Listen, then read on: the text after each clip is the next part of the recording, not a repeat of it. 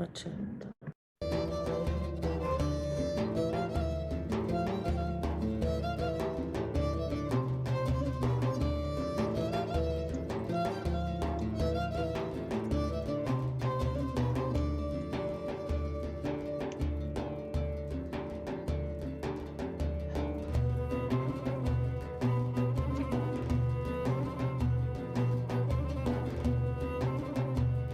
Their soundtracks.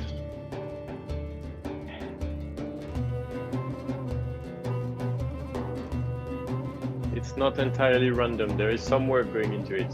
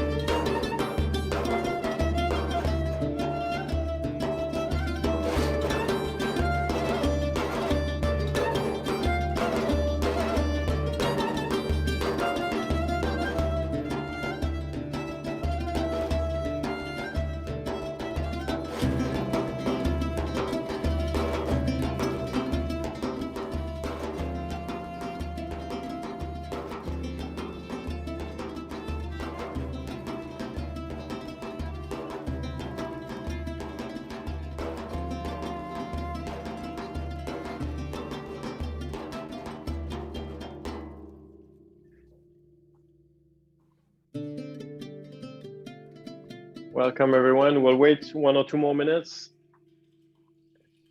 as people keep on coming in.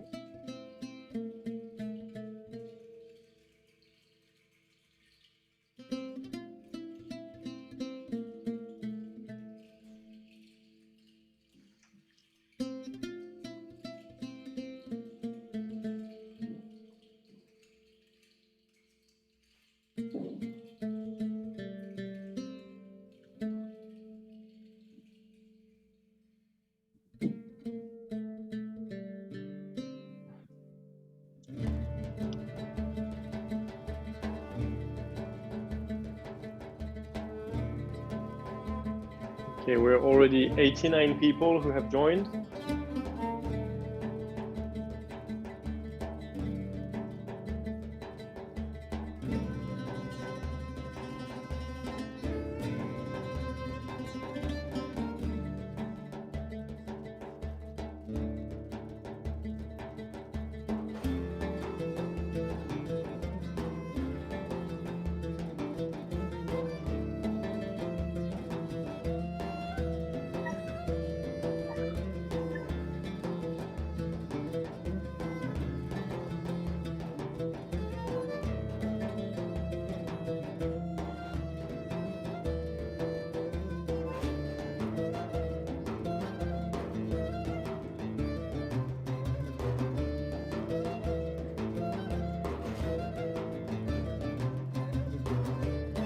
Okay, 1 more minute.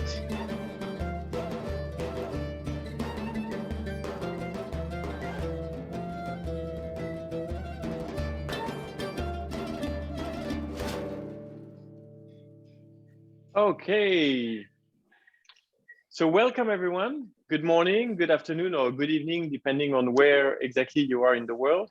And welcome to this 4th and last session of the 2022 Tenure Facility Learning Exchange. As always, you can listen to this session in different languages. We have translation available in French, in Spanish, in Portuguese, and in Bahasa. Feel free to select the language that you would like to listen to in the bottom right of your screen. So let's take a look at where we are in our journey. As you know, we had 4 sessions and we are now on session 4. And as you might remember from what we did yesterday, today is a self-directed design. So today we will be focusing on the topic that you have chosen yesterday. Before that, we will do 2 things. The first one is that we will have a facilitated conversation with donors. And I will say more about that in a second. And the slides will keep changing to highlight the point. After the conversation with the donors, we will also have a look into what came out of the regional strategic deep dives that happened yesterday and the day before. Again, you would remember that we did a check-in on the strategic planning process on Tuesday. And between Tuesday and now, we had 3 strategic regional deep dives for Latin America, Africa, and Asia. And our colleagues at Indufor are going to report back on what happened during those sessions. And then the rest of the session will be dedicated to exploring the topics that you have selected yesterday as the most interesting to talk about today. And we will do that in breakout rooms, but again, I'll say more about that later on. In terms of ground rules, engagement principles, you know them by heart. Mute unless you want to speak, camera off, camera on every time possible, especially when you want to speak, and an extensive use of the chat and the raise your hand button, but you know that by heart, so I won't say more about it. So without further ado, let's get starting with the bulk of our day. We talked about many things and we had many conversations in those past 4 days. But one of the topics that came really regularly is that question of the collaboration between donors and partners. How does this collaboration work? How could it work better? And what role can Tenure Facility play in that collaboration? So we thought it would be interesting on this last day today to have a facilitated conversation with donors and partners to have a chat about how they see it working and how they would like it to work better. So with that, I would like to invite our 4 panelists. We have Kevin Curry from the Ford Foundation, and we have, I'll do my best to pronounce your last name, we have Egger Ragnhildstveit. It's a little bit hard, so apologies for that, from the Norway government. You are both donors. And we have also 2 partners. So we have Jean Larose, who's been one of our speakers before from Guyana, who will join the panel. And we have Christina Koch from Belize, who will also join our panel. So welcome to the 4 of you. Thank you for having, we'll bring all 4 of you on stage. We'll probably, well, searching you in the long list of participants. So maybe to start with, I will turn to our 2 donors with a simple question. What are your aspirations for how your funds are being used? Maybe we can start with, ladies first with Egger. Thank you so much, Philip. And I can hear you really well. I cannot see you. And I don't know if you can hear me or see me. We can hear you perfectly and see you perfectly as well. Okay, okay, good. Thank you so much for inviting me. And I come from the Norwegian International Climate and Forest Initiative. We're an initiative that's been going on for the last 13 years. And we're located in the Ministry of Climate and Environment in Oslo. And our key mandate is to reduce tropical forest loss. And we do so in partnership with a number of different partners, with tropical forest countries, with international organizations and multilateral organizations, with civil society, and with indigenous peoples organizations. And our work with indigenous peoples has been going on since the start, 12, 13 years ago, but we've been giving it increased attention, I would say, over the last few years. And that is because there's a growing body of evidence that shows that the forest territories where indigenous peoples have tenure rights and that are already recognized as indigenous territories, these are among the areas in the world that is best protected. And they are often better protected than so-called protected areas.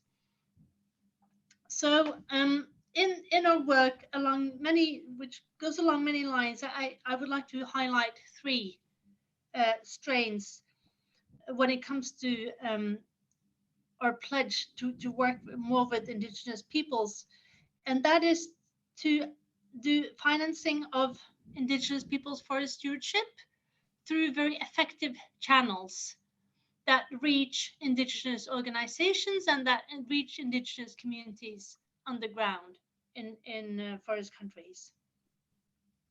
And secondly, in that work, we would like to build capacity in indigenous organizations and elevate indigenous people's voice and participation in national and international processes regarding climate and forests.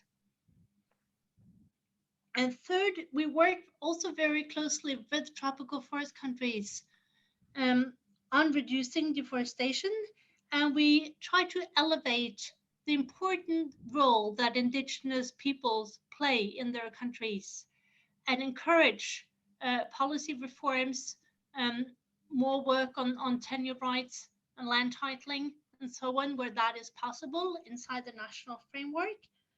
And we also aim to have dedicated funding streams for indigenous peoples inside some of our results-based partnerships with forest countries, such, for instance, as the Red Early Movers program and other bilateral programs.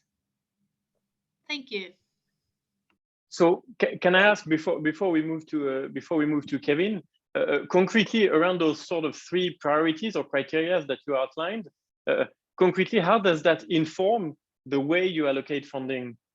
Because these are key considerations, but how does this translate into into your actual expectations from the grants that you're giving? The expectations. Or maybe.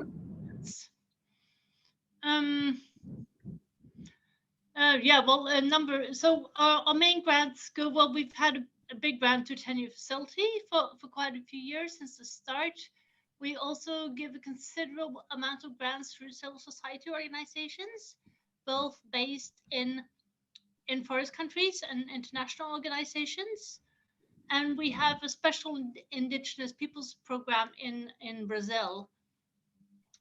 And our expectations are, because we're a forest and climate initiative, a main expectation is to maintain tropical forests and to encourage the forest stewardship that indigenous peoples have carried out. And it can be to secure land titling and land tenure where this is lacking, but it can also be to improve livelihoods where that is an aspiration.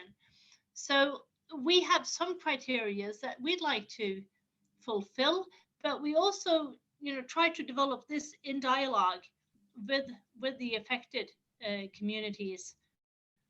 So it's not always a one size fits all. There are different needs, of course, in each country. Okay. We might come back later on that notion of developing criteria in dialogue, but I would like to turn to Kevin. Before I do so, I would like to remind everyone that this is an open conversation, and while I will be channeling the conversation, I would like to invite everyone to add questions in the chat if you have any, so that it can fuel the conversation once we have heard from our four panelists. So do not hesitate to use the chat. I will be monitoring it. And I would like now to turn to you, Kevin, with the same question.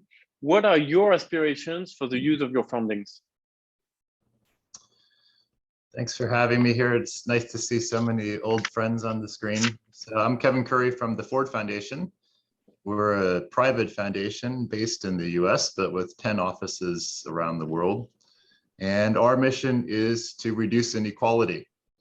We've identified 5 main drivers of inequality that we're trying to tackle. Unequal access to government, unfair rules of the economy, persistent prejudice and discrimination, the failure to invest in public goods, and entrenched cultural narratives that undermine fairness and inclusion. And I mention those because I think all of those will be familiar as interlocking challenges faced by Indigenous peoples and local communities in remote rural areas, especially. And that's the reason that we're working to help communities secure their rights over their land and forests. We get into climate change because we see climate change and inequality as two sides of the same coin, issues that share similar drivers.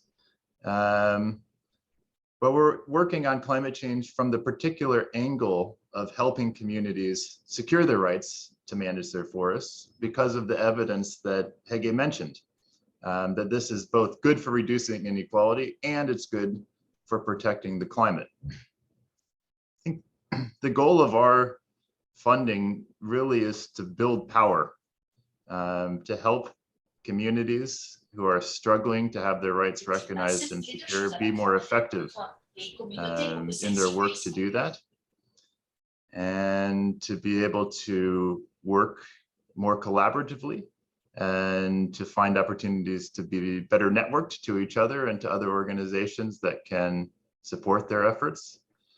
And I think in some ways what we're looking for is building a more effective movement of Indigenous peoples and local communities around the world who are able to challenge the current paradigm that we see for how lands and resources are managed and used in country, and are able to offer a different way forward and a different vision. And I think that takes us not only into supporting work around the recognition of rights and the defense of territory, but also in supporting new visions for how territories are managed and used, and promoting a different kind of stewardship and guardianship of land and forests. And that's why we're interested in the tenure facility. Great. Thanks, Kevin. So I'd like to now turn to our two partners with actually the mirroring question, which is what are your aspirations from the current funding commitment? And because you have the chance of having two donors right in front of you right now, what would you like to tell them about your experience of working with donors? So maybe I'll turn to Christina first. Good morning, everybody. Thank you so much for the privilege to be able to engage in this very important dialogue as one of the grantees of the Land Tenure Facility, and as a community activist that's been part of land rights movement for the last 3 decades. It's important for us to also appreciate what the expectations of donors are, and to be able to communicate as well what the expectations of Indigenous communities are when we look for support, when we look for funding from external donors. The first thing that we expect, of course, is to be able to sustain our defense of our lands and territories. Often we are operating within a very contentious and complex spaces where even as land defenders, the threats not just to our land but to our lives are always present. And so it's very important for us that donors provide support directly to the Indigenous communities, directly to Indigenous peoples' organizations. One of the things that we really want to emphasize as an expectation is that often, funders would give large sums of money to Indigenous organizations and flood them with maybe a one-time donation, and then wrap up really fast, right? A lot of times, by the time that happens, we are just beginning to develop our capacity to manage these kinds of funds. And so my recommendation would really be to provide a more long-term and incremental support, which would then allow us to develop the systems that we need in order to manage those kinds of resources. But it would also provide for us in terms of the fact that often our defense of our territories, our efforts to secure tenure is not a short-lived project. It really is a struggle, a long struggle of Indigenous peoples. For instance, it took us almost 2 decades to go through the courts to get the affirmations that we need. And so it's not really short-term projects at all. It really is very long-term. It's also important for us, and our expectation is that we build partnerships with our donors, that they get to know us, that we develop a certain degree of trust. And it's always great to have donors visit us and visit our territories and see what we're doing and understand then the context in which we operate. One of the things that we struggle with, and one of the things that I want to highlight here, and I think this is true for many of the grantees here, is that, because we operate in a very dynamic and contentious socioeconomic space where often governments are changing and, we're contending with new realities, new strategies that counter our efforts. It's important for us to have some flexibility of the funding, because what we might have thought we would have been doing in a particular year could easily change, and we might have a new strategy that needs to be supported, understanding that it is a struggle. And so it's important for us then to emphasize that our human resource, our operational costs, these things become very difficult to find funding for, because everybody, yes, it's important to do the activities to make sure that we're mapping our territories, to make sure that we are developing, capacity on the ground, but somebody has to do the work. And putting together a robust team is really difficult, considering that a lot of Indigenous people and a lot of Indigenous communities find it very hard to find local expertise. And so often you have to develop that over a long period of time. Another very big recommendation that I would like to make is to be able to support apprenticeship programs within the communities, because what we often see is that what is missing are, for example, local interlocutors who would connect the communities with the rest of the world. One of our greatest achievements has come because we've had a number of volunteer paralegals who have helped us to do anything from provide direct technical and legal support to the communities. But often these are students from abroad who then leave our communities. And what is important for us, if we are to sustain the defense of our land tenure, because even after you get title, even after you get legal recognition, it's not like the exploitation stops. There's still threats to your land. And so being able to develop those local capacities on the ground and supporting, for example, legal clinics that build that capacity within the communities, so that they can better understand their rights, so that they can better, understand how to counter these kinds of incursions on their lands. I think that is critical. And finally, the last point I want to make is that I know that right now, with the tenure facility, there's not funding for advocacy.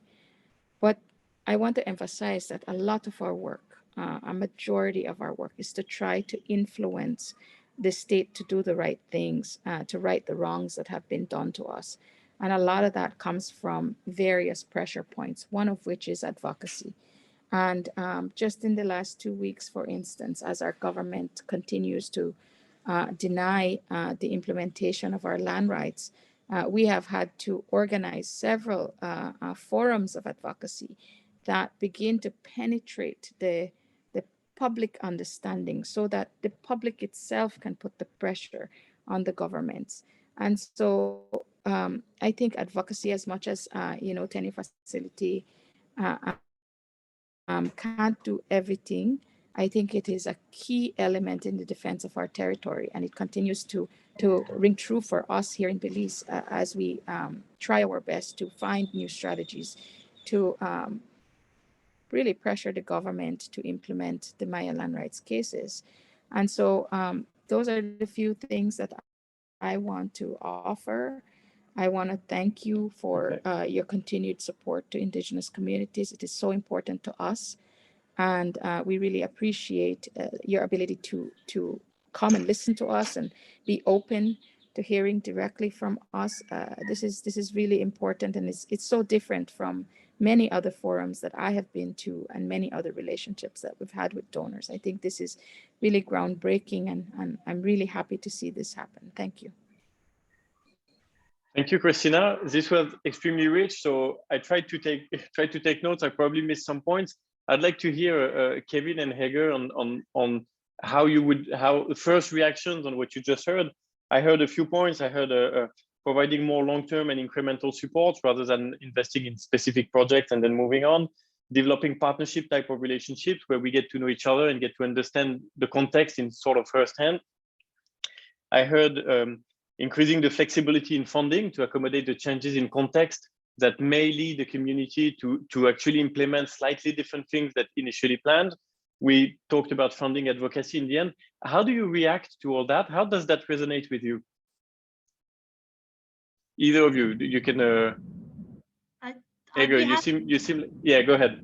Yeah, and I'm frustrated because I still can't see you, but I hope you can see me. I'd love to see you. We can. I'm sorry you cannot, but we can see and hear you perfectly. Okay, that's good.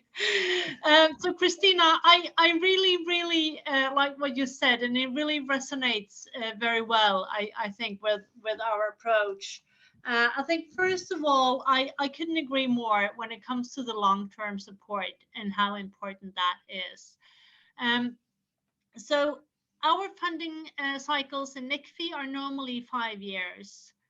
That's sort of how our funding cycles with civil society and including Indigenous organizations work, but also with many other types of partners. And that gives us the opportunity to work then, from 2021 to 25, for instance, with a longer term program. But in many cases, our 5-year grants can be renewed. So some of the partners we have today, we've had them for the last 5 years and maybe also for the 5 years before that, right? So we've already, maybe we have a 10 or 15 years horizon. But normally after 5 years, you need to provide a new project document, and we need to negotiate a new grant agreement. But I think that's fairly long term. But inside that 5-year framework, there is some flexibility in sort of adjusting the results framework to changing political circumstances. And I think that's important for partners to know. And in this case, then our partner is the tenure facility. That although a grant agreement is for 5 years, you can make adjustments inside the 5 years on how you approach problems, because of course things are changing on the ground. We also do think it's very important to finance advocacy.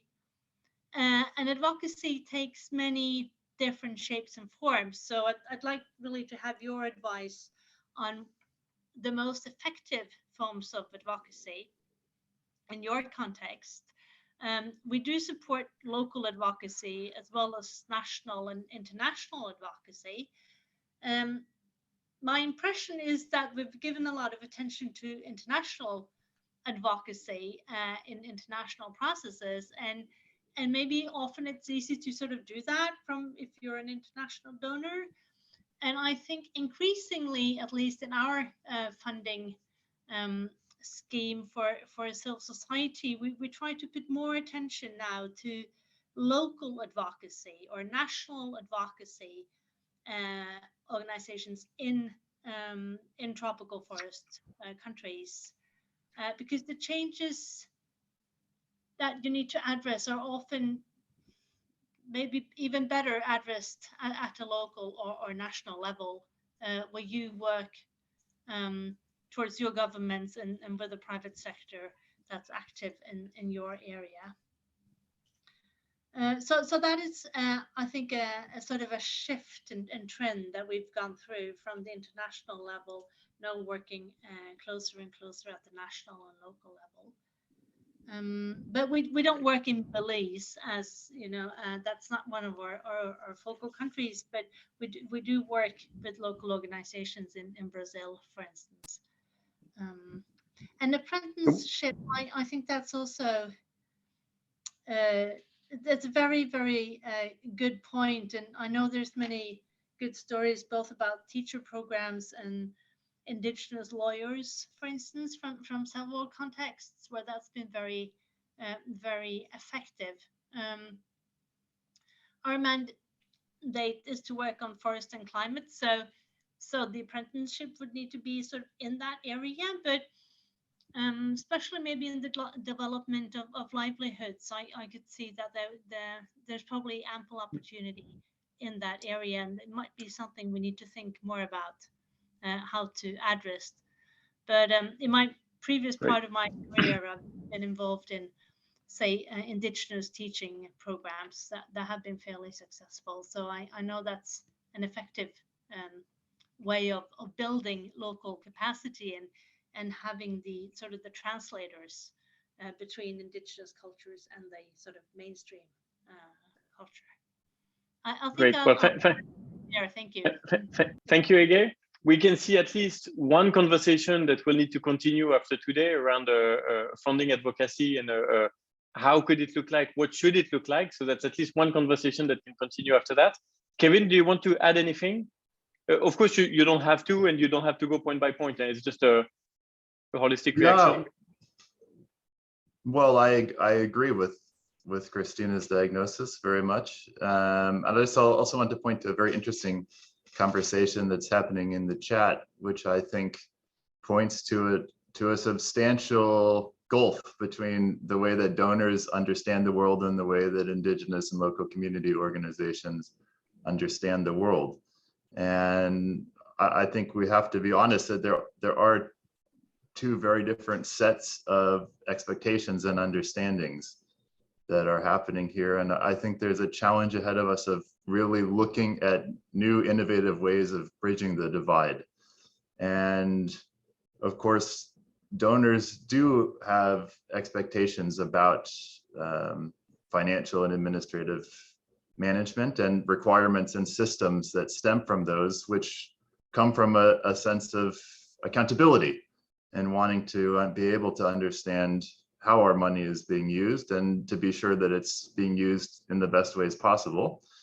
On the other hand, many of those systems are not fit for purpose when it comes to communities operating in remote rural areas. And so I think there's a challenge there, and it really would behoove us to have more spaces to have honest conversations, looking at particular problems that come up, you know, around procurement policies, for example, and other kinds of requirements, and to be able to look at where there's opportunities for innovation and new ways of doing things that allow more flexibility for communities operating in difficult contexts while still meeting the spirit of the requirements that donors have. So I think that could be one fruitful area of discussion in the future. The other thing I would say is that, you know, we're seeing new models emerging that allow donors to get money closer to the ground while still maintaining our current standards. I think the 10-year facility is one really excellent example of a way that donors can get money closer into the hands of indigenous and local community organizations.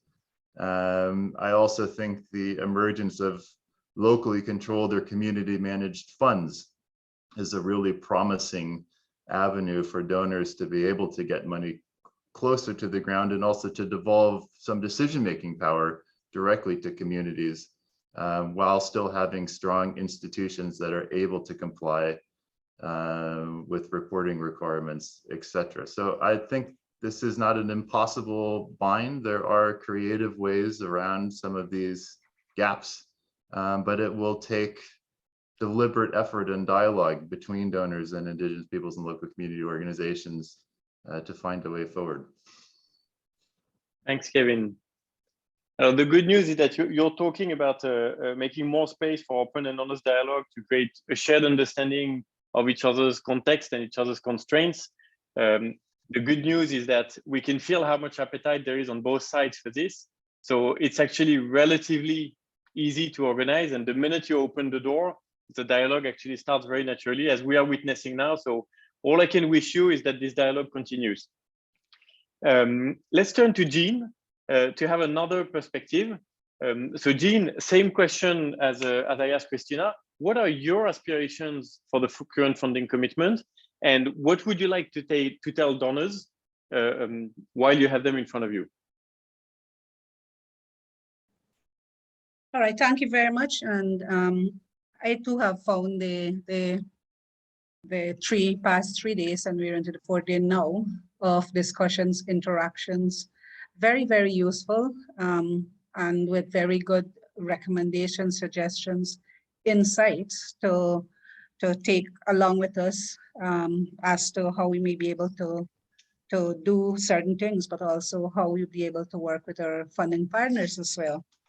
And Christina made some very good points reflecting the aspirations, I would say, of many of the Indigenous peoples and local community organizations that are participating here, because this is the conversation that I've been hearing over the past 3 days as well.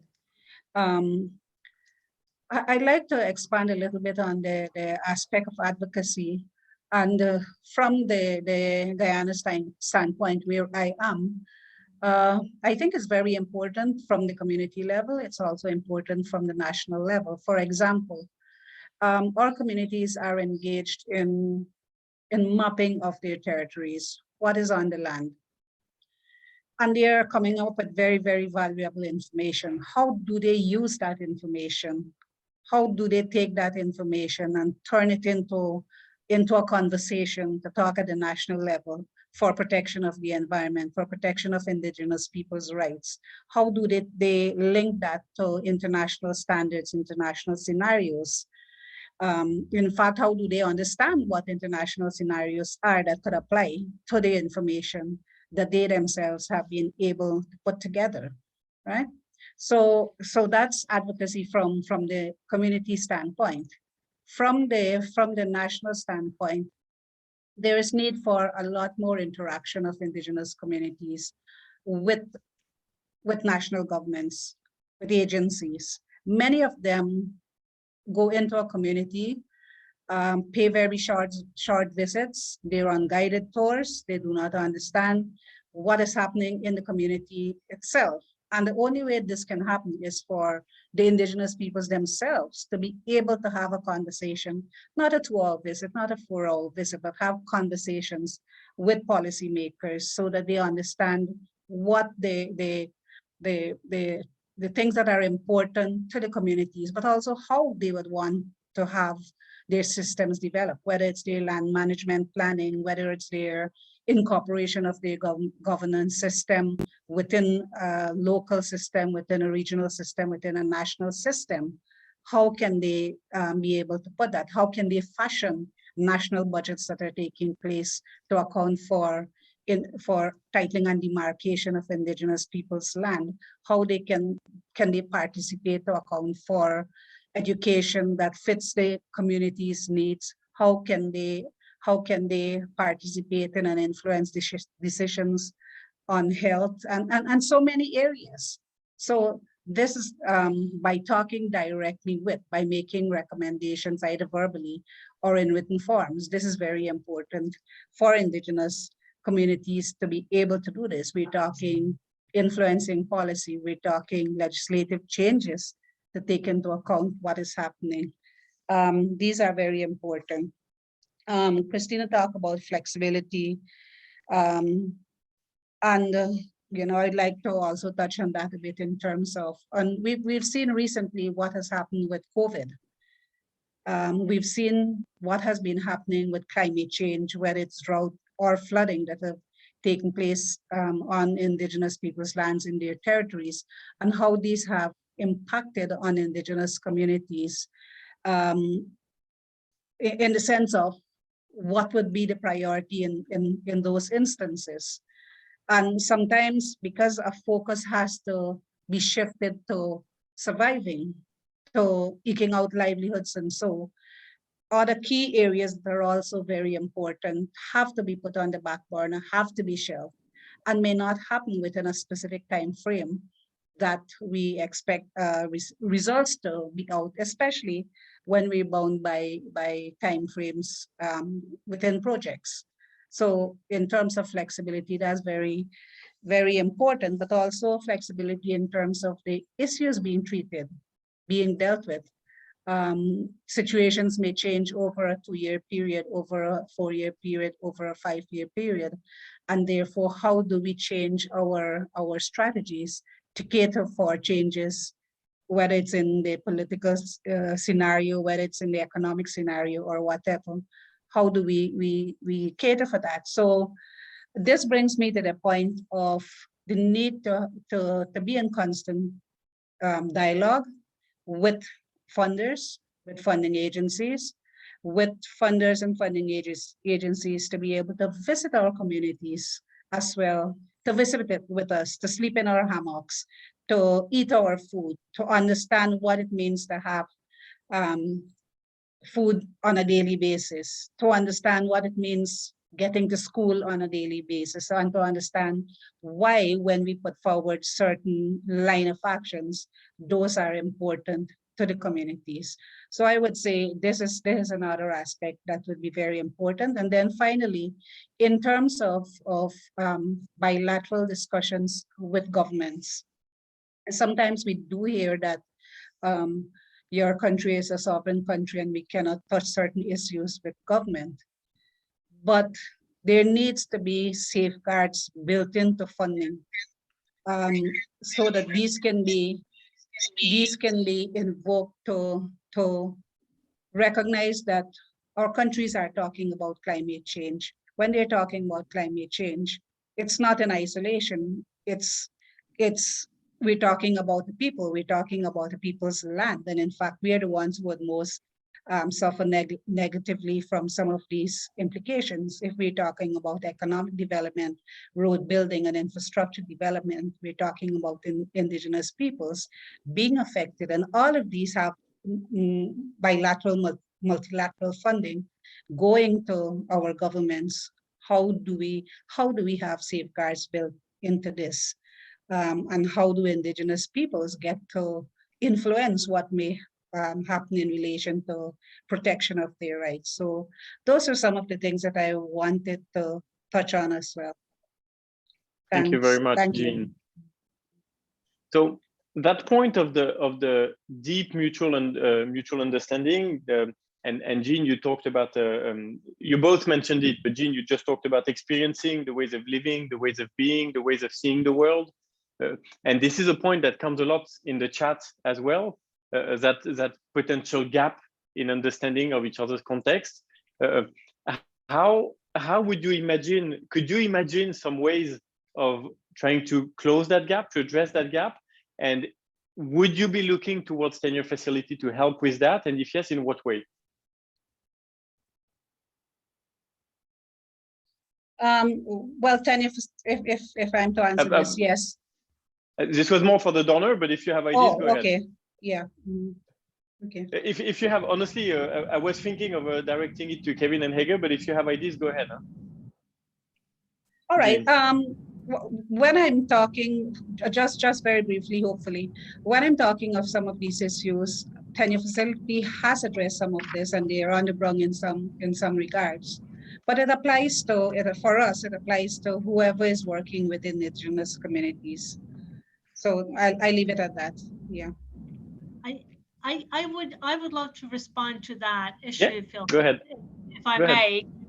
I mean, I've met Jean several times in Guyana, and as you were talking, Jean, I have to admit that I miss so much to visit your country, and to visit, of course, other forest countries, and it just struck me how much of a setback, of course, the pandemic is, and how challenging some of these issues have become, of course, for you on the ground, because because of the public health threat in itself, but also for sort of our understanding of the world.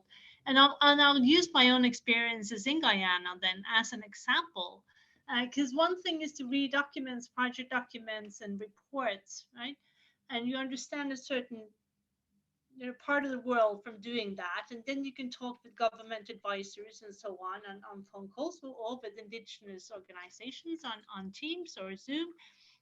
But it's a completely different experience to go to a country like Guyana, to sit down and talk with people, and then travel, on the river and visit indigenous villages, and meet people where they live, and sit down and listen to their stories and their needs, and their plans for development for their villages and their territories. And also to see what kind of dilemmas that communities are facing when it comes to forest management versus mining, for instance, or the plantation sectors, or other kinds of industries that are arriving.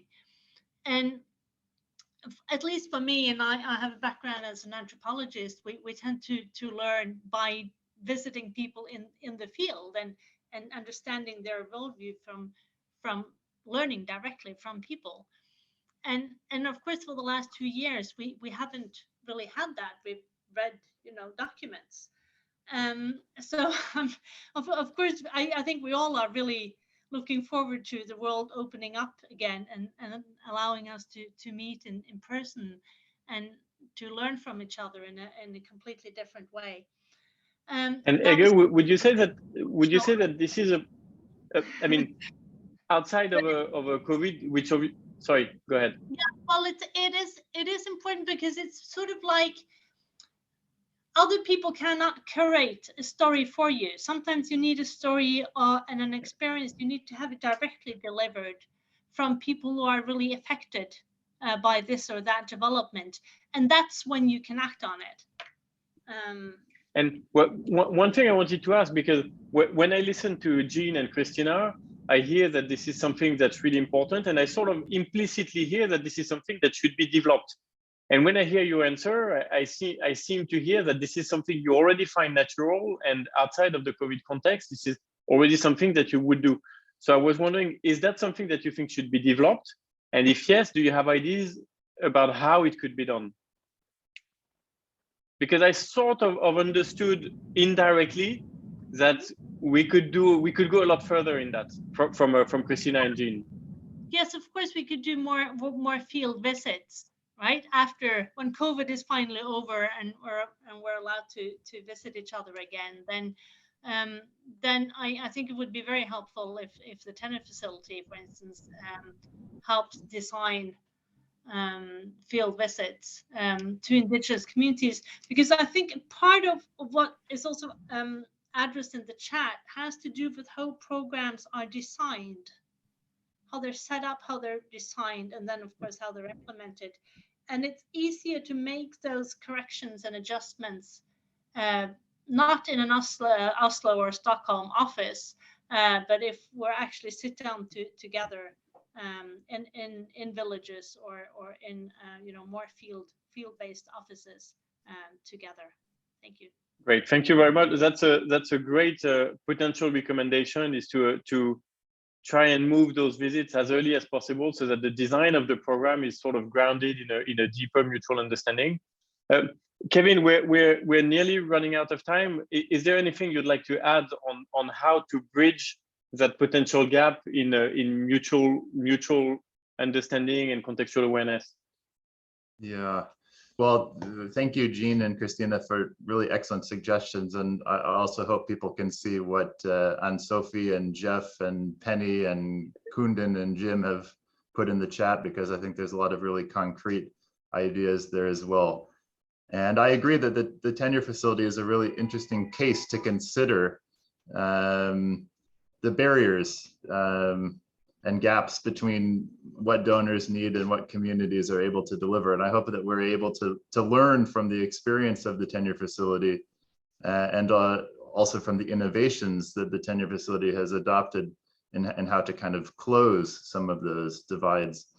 But I also wanted to say that I think the tenure facility is an encouraging example of some of the positive trends that are out there. And yesterday, Nonette gave a presentation to the Ford Foundation Board of Directors talking about the $1.7 billion pledge for Indigenous peoples and local communities that was announced in Glasgow. And you should know that Hege had a big role in making that happen. That's really positive, and that it happens on the back of many decades of work by Indigenous peoples and local communities to put this issue on the international agenda. And so I think donors are taking notice. There is an interest out there in finding ways of getting more money into the hands of Indigenous peoples and local communities and for this issue in general. And so that's one thing I would say, your work is being recognized, increasingly so, and the money is coming. The other thing I would say is that there's a lot of new money coming into the climate change sector from new philanthropists, individuals, who have made their money in the tech sector, et cetera, who are just starting to understand what it means to be a donor and to give money. And in the past couple of months, I've had the opportunity to interact with several of those people. And what I've been really impressed by is that they understand the importance of tenure security when they can hear directly from folks on the ground and understand the kind of lived experience in a way that's emotionally resonant. And I asked, one of these donors who has put money into the tenure facility, I asked, what was it about the tenure facility that captured your attention? And the answer was, well, it was Nonette's story. And all of you have a story that's like Nonette's story. And I think the more that we can provide opportunities for those direct interactions between community members and donors, the better off we are in really making this issue front of mind for folks. Because we have the evidence, we have the stories. That's a really powerful combination. And so I'm just really optimistic about the future. I think that we're in a really good place in terms of finally, closing the gap between the importance of this issue and the lack of funding that it's historically received. Great, thanks, Kevin. So unfortunately, we don't have more time for questions. I can see that the chat is pouring with comments, and I would love that we have time for more. Hopefully, however, this is only one of many more to come of those conversations, because we can see how valuable they are and how they contribute to creating that understanding. So I hope that you will continue that dialogue after today. I would like to thank you really much for having joined this panel today. Thanks for your contribution. And in the name of everyone, I remind you that this is in Zoom language, how we say thank you and how we approve something that we just heard. And I would like to thank you very much for your contribution today. We will now move to, yes, Margareta, you're the only window I can see. And so I don't know if everyone's doing it, but I can see you.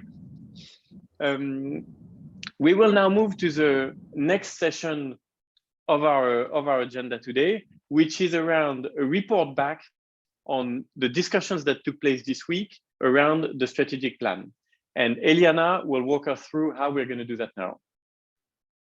Thank you very much, Philippe.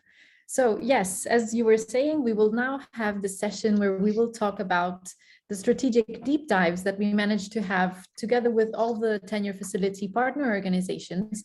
And these sessions were conducted by our Indufor colleagues that are connected here today.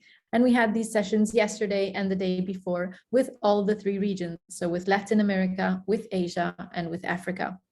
So without further ado, I would give the floor to Alex Corriveau and to Karina Mahang for the presentation. Thank you, Alex and Karina. The floor is all yours. Hi, everybody. Can everybody see the presentation that I've just shared? Yes, Alex, yes, we can. Perfect. Fantastic. It's lovely to see you all once again. This has been a really encouraging and fascinating week, and it's definitely going to be hard to follow previous presentation or discussion. That was absolutely riveting. So today we have the pleasure of sharing what we've heard in the regional deep dive discussions. And so what we've been doing is having a series of conversations with partners in each region, which have also been attended by tenure facility staff and some key advisors. And I think I even saw a few donors listening in on those discussions. And we asked participants of these breakout groups to reflect on 2 strategic questions. These questions reflect the reality that in the next strategic phase, the tenure facility cannot and should not aim to do everything, even if there is a need.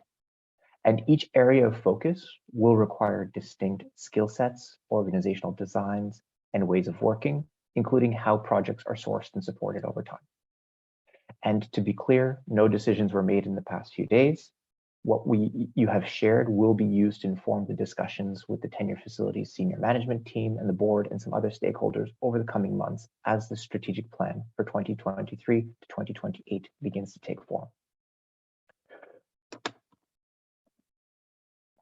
I forgot to change my screen. That's the slides. So the first strategic question that we asked is, what are the implications for the tenure facility to focus on, or what are the implications for the tenure facility to focus its efforts on titling large areas compared to those that prioritize improving tenure security and or focusing on the exercise of rights? And as sub-questions, we asked the participants which of these goals are most relevant to their work in their context, and what would be the implications on their ways of working if the tenure facility were to focus on 1 or 2 of these goals, or put more weight on or put more emphasis on 1 or 2 of them. And it's important to acknowledge that these aren't mutually exclusive categories, but it is a helpful framework to elicit some viewpoints. And so I'll share what we heard from the partners for each of the goals. Under quantity, so for the goal that of prioritizing hectares and communities that have formal title, we heard that this is not the primary objective for most partners. I think one of the notable exceptions that needs to be mentioned is Indonesia, where they mentioned that this scale was an absolutely essential tool to defending their rights. The one map process that they lead needs mapping and titling at a large scale, since their work links directly with the government and international financial institutions' due diligence for infrastructure projects and concessions. However, we also heard from partners that formal titling is extremely vulnerable to government bottlenecks, since communities have no control over what governments do. Also, there are few countries, or it seems like there's few countries where there's large amounts of hectares that can be quickly secured.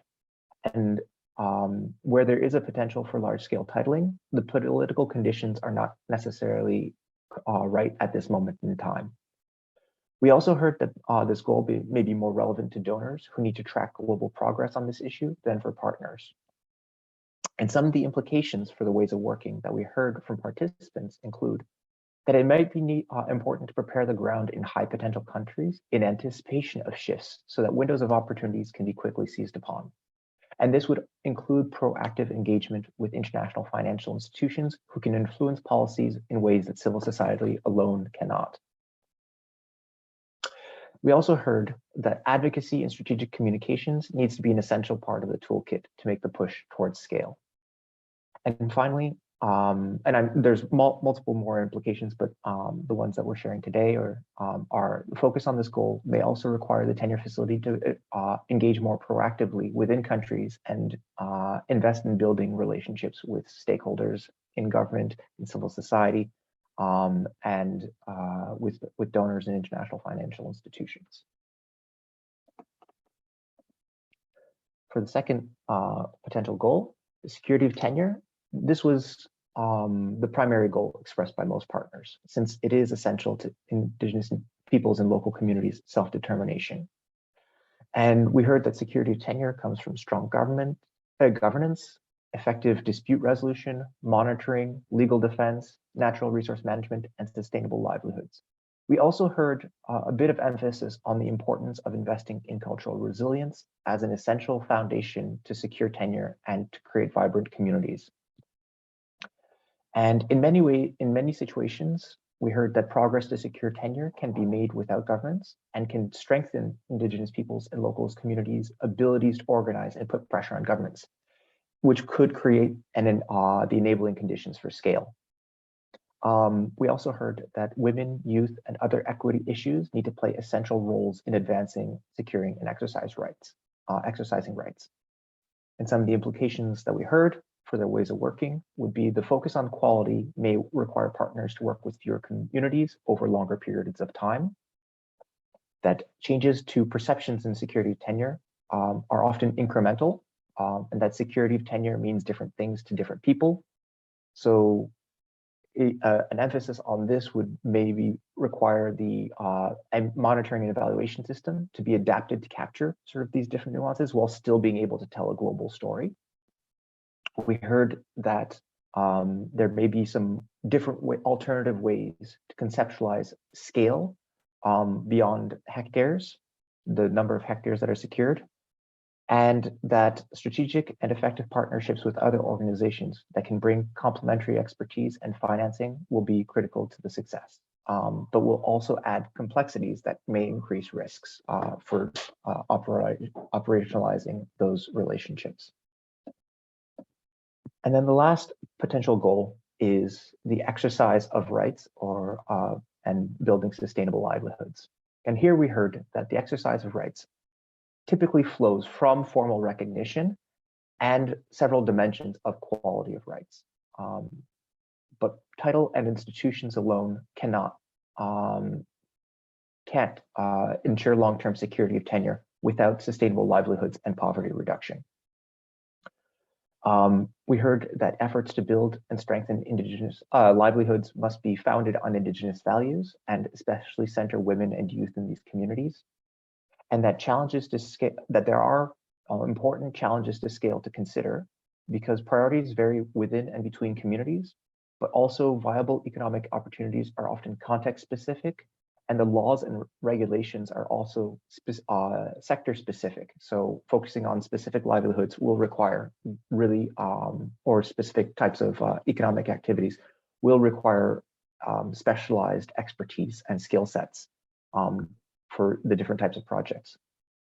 It's also working on this will also probably be more dependent on government engagement, since a lot of sectors require permits and approvals to be able to engage in formalized economic activities.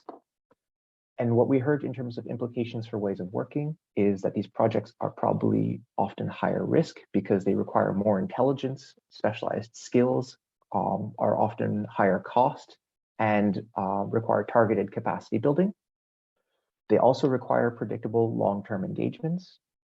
They require contextually relevant relationships with private sector and reliable intermediaries, and also that strategic effective partnerships with other organizations who can bring in that complementary expertise and financing will be critical to success. But again, this will add complexities that also increase the risk of operationalizing these ways of working.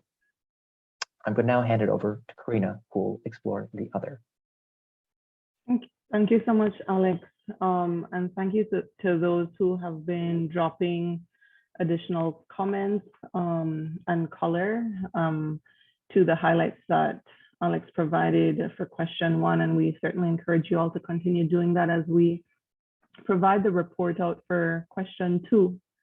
So the second discussion question that was posed during the regional deep dives presented a range of potential goals to really ground the tenure facilities support for capacity building.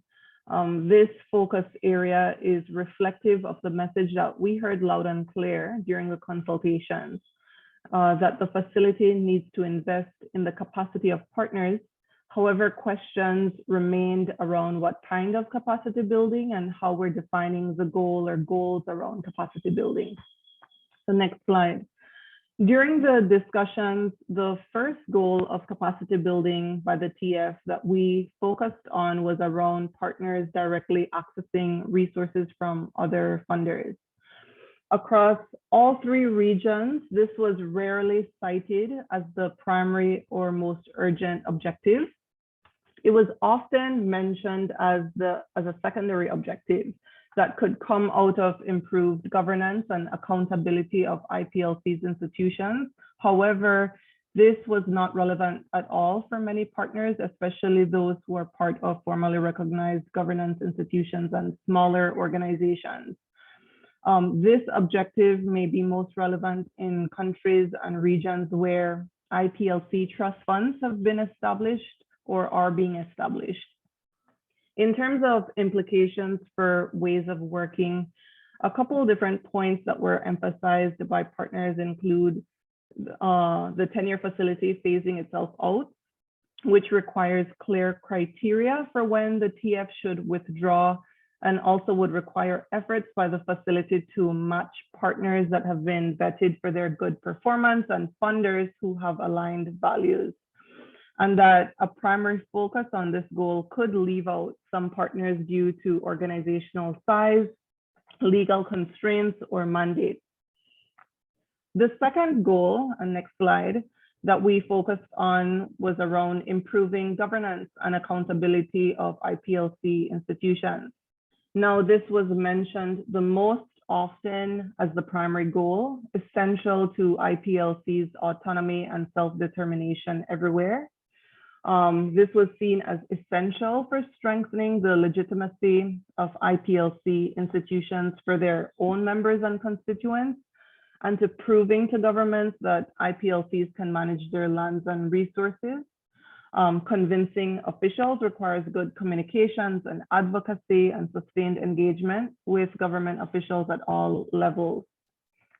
Some of the dimensions mentioned by partners under this objective include improving financial and decision-making transparency, strengthening communications and coordination with constituents and outside stakeholders, and ensuring the meaningful inclusion of women, youth, and other marginalized communities in governance structures.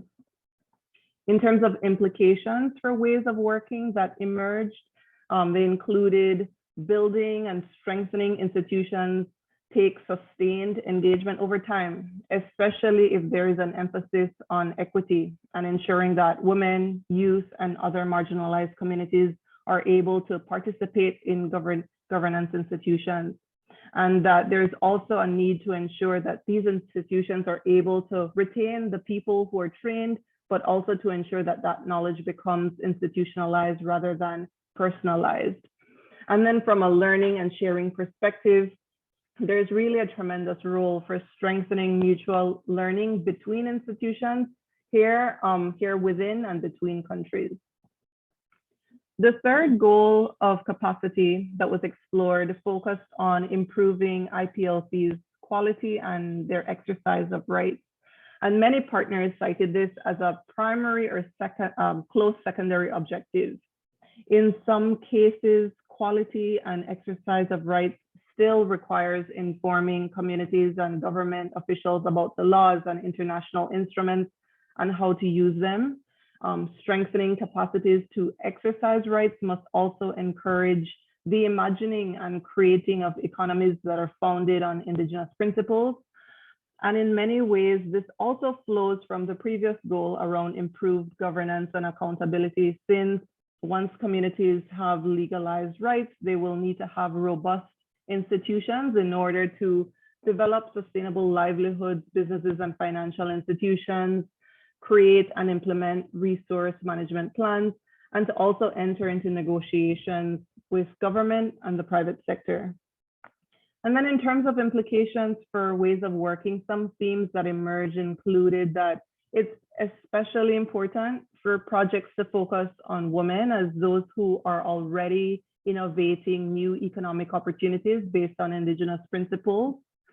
That the needs for technical support are far more diverse here and will depend on communities' priorities and what are the livelihood opportunities that are viable for that particular context. And this also means that designing this capacity support will require engagement with a much wider range of organizations and experts with complementary skills, but whose values align with partners.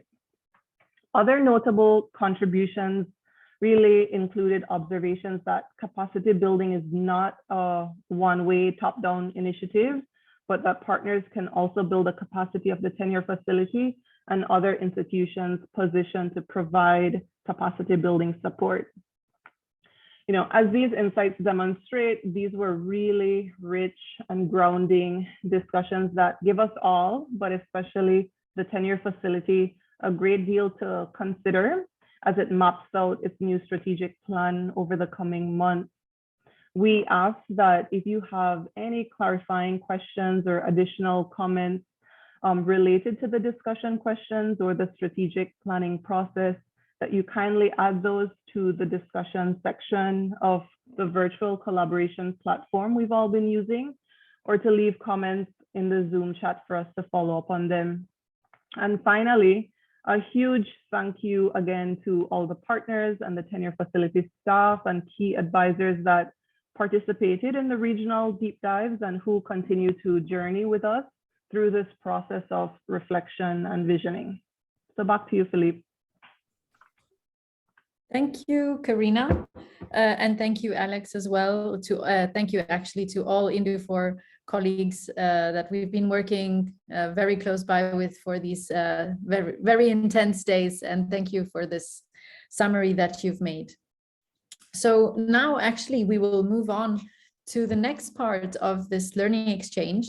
As you know, yesterday at the end of the day, we asked all of you actually, if you were interested and willing to facilitate a session or a discussion on topics that we may have not talked about during days 1 to 3. And we got a lot of options coming from many of you. So we really had a very good engagement. And so we would like to thank all the speakers that really came forward and decided to prepare a session, facilitate a discussion in such a short time.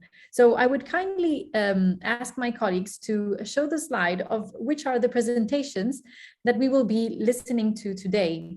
We will be using the same kind of process that we have been doing in the past days. So we will first make sure that you know in which room you would like to assist, and we have several different conversation groups. As you can see, we will have 6 presentations in total in room number 1. So in room number 1, it will be the plenary room. Therefore, we will have interpretation also. We will have a presentation which will be held in English, but it will be translated. And it's how do we sustain tenure? And we will have Nonette, Jean, and Théophile, who will be running this session in the plenary room. In room number 2, in room number 2, we will have another presentation, which will be delivered by Eric, one of the tenure facility colleagues, and it will be the narrative theater approach as a strategy for women to access democratically and diplomatically to their rights, including the rights to land. So we have this specific focus from Eric in room number 2. In room number 3, we will have a presentation in Spanish, and that presentation will be held by Margareta and Paula, and it will be focusing on what are other strategies for tenure protection. And so this will actually be a conversation starting from the example of Ecuador, because Paula is from Ecuador. In room number 4, we will have Julia and Kundan, who will be facilitating a discussion on how could the tenure facility best support partners in sharing experiences and strengthening networking. So this is another session that we will have in room number 4. In room number 5, we will have Jim from Indufor, who is going to facilitate a discussion on what specific conditions do pilot projects actually work. So he's going to talk about this topic in room number 5. And finally, in room number 6, we will have a presentation in French. This time, the presentation will be delivered by Anne-Sophie, And she will talk about how we can sustain communities in their engagement with the private sector in order to work towards the resolution of conflicts. So this is the session that we will have in room number 6. So just remember, we have mainly English presentations, but in room number 6, it will be in French. So we invite also all the French speakers if they wish to assist to that session. And in room number 3, the session will be in Spanish. So you all know how this works, but we will just show you the graphic one last time. You will actually have the possibility of choosing where you want to go. So as it happened in the previous days, you can look on your computer or on your mobile phone. If you're accessing from there, you have to look for the breakout room button that is generally made of 4 squares. Once you select that button, you will see the list of the topics that we've just seen right now. And then you can click to join whichever group, whichever discussion you prefer. And don't worry, because of course, we will only have 1 round today of discussions, but you don't have to worry because we will be recording all of these sessions. And so we will then be posting them on the digital collaboration platform that we have been using in the past days. So you can all see now that the sessions are open. And so don't hesitate and join the conversation. Thank you.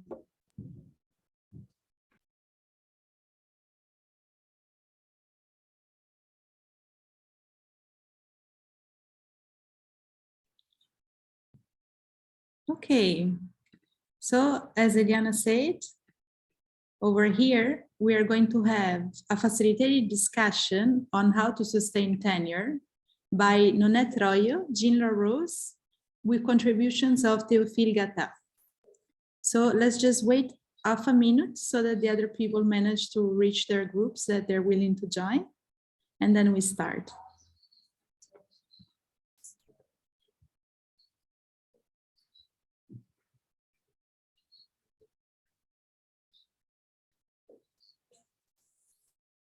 Meanwhile, do we have Nonette, Jean, and Théophile over here? Nonette, I can see you. Yes, perfect.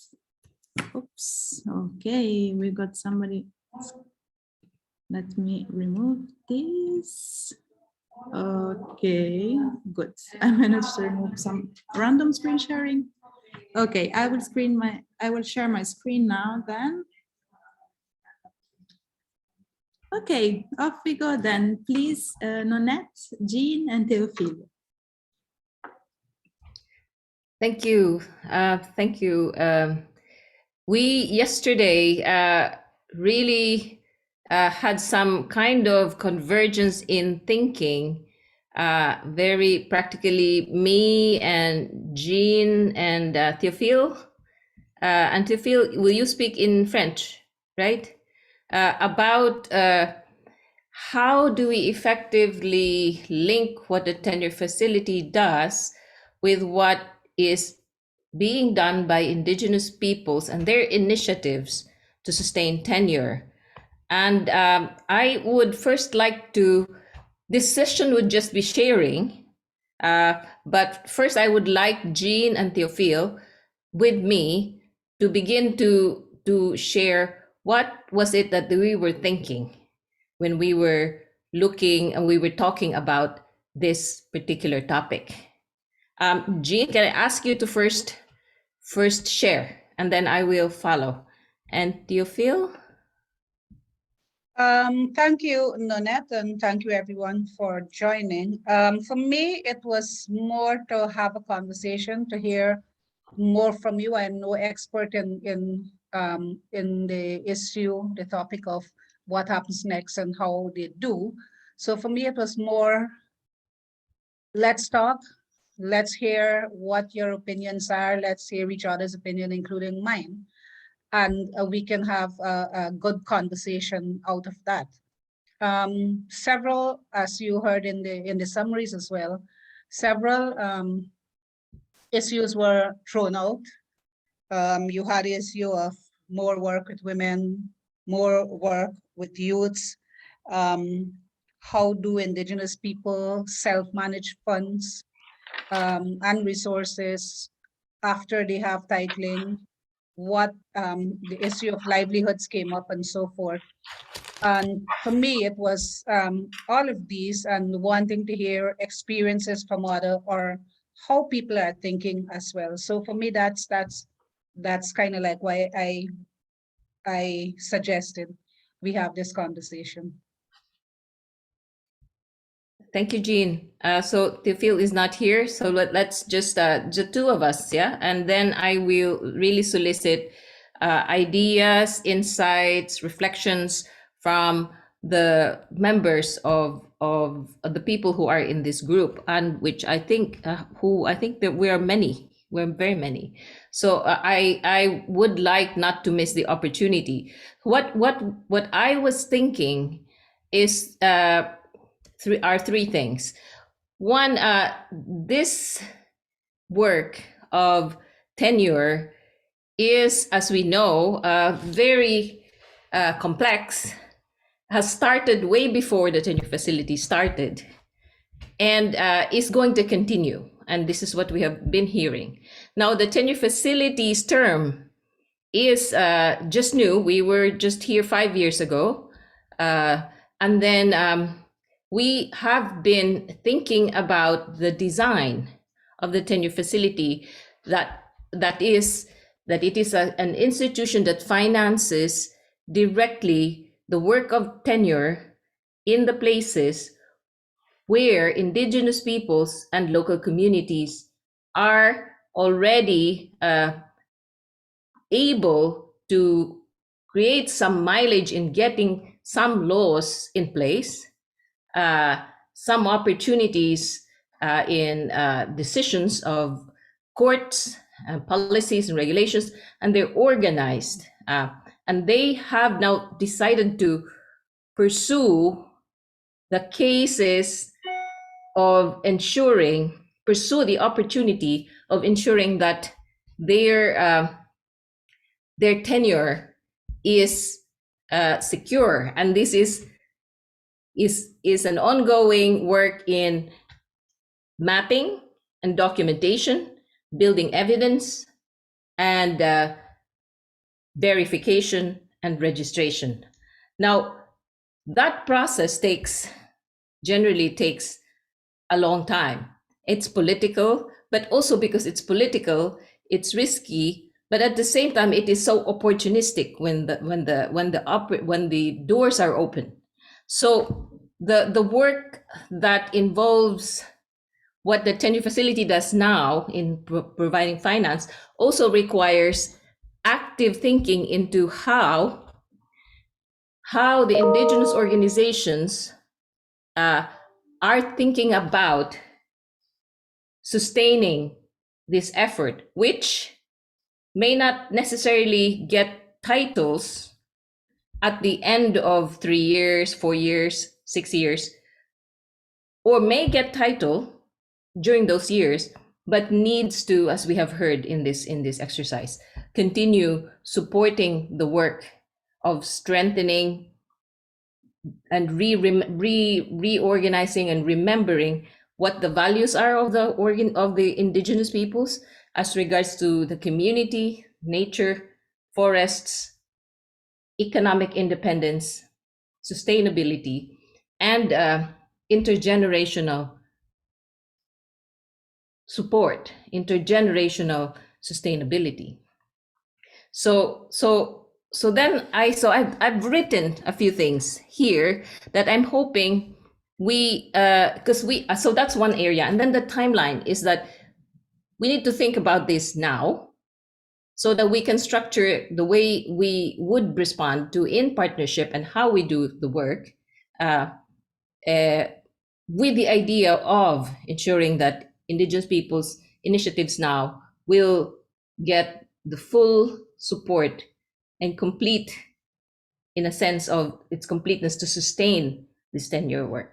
So that's where I am. And so I would like now to open this conversation about some of the areas that I have kind of written here just because it was very prominent in the conversations in the last 3 days. So there's something about communities, partnerships, funding, the kind of support to stakeholders, so legality and lawyers and training of self-determined prioritization. And there's also carbon markets, which is a big question, which is really important. And then self-managed funds. And then the women and youth. These are areas that showed up. Now, this is not, as I say, it is not linear. It's circular, and it's circular and creative in the many ways that we have experienced it with our partners. So Jean and others, so I would like now to invite others to add ideas, maybe questions, ideas, and these are all picked up already during the last 3 days, but this conversation would help us put a face to, or give us some concrete examples of what can and would be immediate.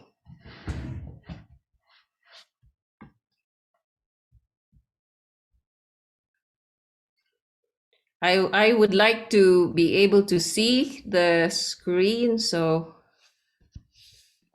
Yes, I can remove the drawing from here. Like, this is easier to see all the faces. Yes. So yeah. So what would you like to share?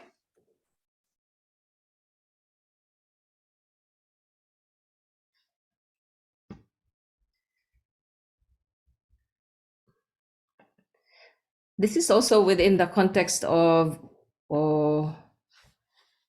yeah. So the two big tickets coming out of the COP is carbon. So this is non-market and market questions that we are now facing and understanding, and the other bit of this is indigenous trust funds, indigenous people's funding mechanisms. Annette, I think Solange wants to jump in. Hi, Solange. Yes, thank you. Hi, everyone. Yeah, I would like to jump in now because I have to leave in 10 minutes. It has been a great pleasure following the discussion and the rich conversation this morning.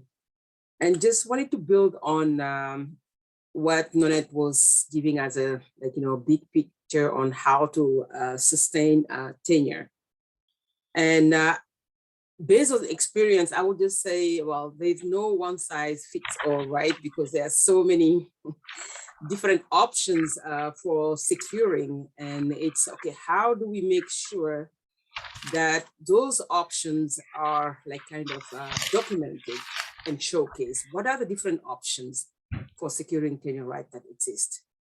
Maybe it would be good to just maybe have that kind of mapping of those different options. And we might come up with a number, but there will be ways of categorizing those different options based on the context and also based on where the opportunities to secure are.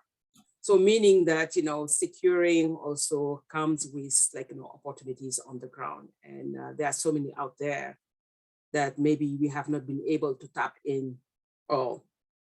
And also different engagement with different type of actors. And I think that's what the tenure facility has been doing with all these actors here. But again, what we don't have here, maybe our government officials, the private sector, and so on. And maybe what would be really interesting is, okay, how do we organize a dialogue with, and just maybe move out of the comfort zone, right? It's great. We do understand each other here when we talk. We know, what we're aiming for, what we're advocating for is we all believe in it. But how can we reach out to the other side where, what I would call the unconventional actors and having hard conversations with them. And I think that's what will help us also sustain whatever we're doing. Because if we don't engage with those unconventional actors, don't have those hard conversations and go out of the box, then we will be into our comfort zone and talking to one another, and we do understand how to do it.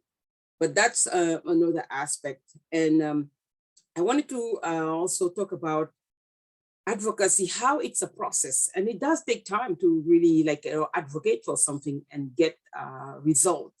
So it is important for the donor community who always been asking for impact results, immediate results, to see that advocacy does take time. And I'm just going to raise here two examples.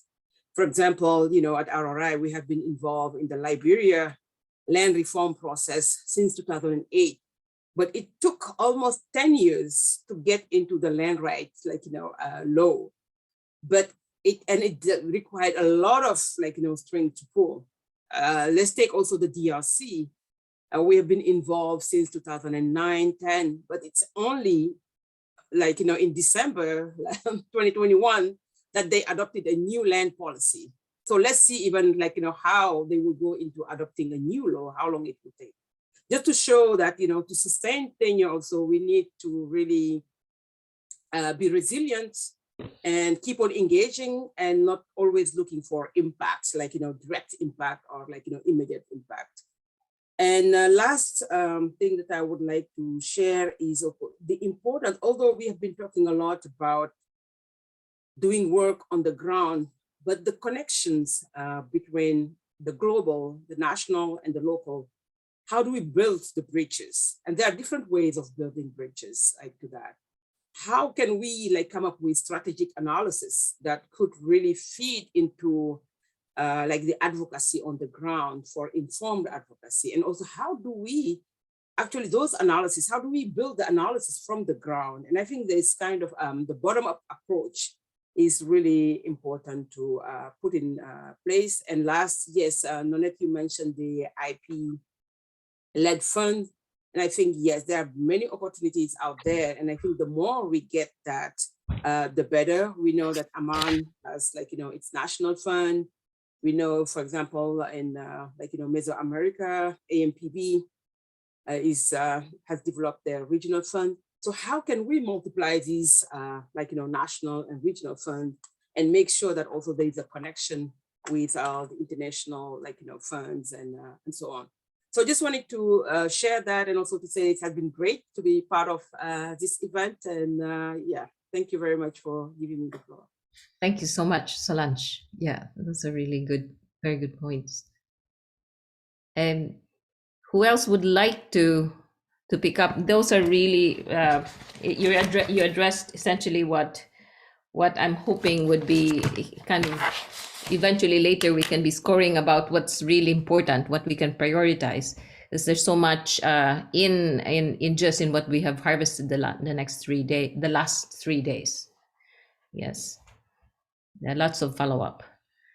I would like to invite Mina to talk about some of the questions, especially related to carbon questions. Because this has been also the very prominent ones in tropical forest countries. This has come up so much. Yes, Mina. Yeah, thank you, Nonette. Actually, last night I tried to put that on one of the issues that we have to talk about, but it was too late to put it in this, the system. I think it's important to talk about the carbon market and what the threat to the communities, the indigenous territories for us, for indigenous peoples. I think it is more threat rather than opportunities for the moment.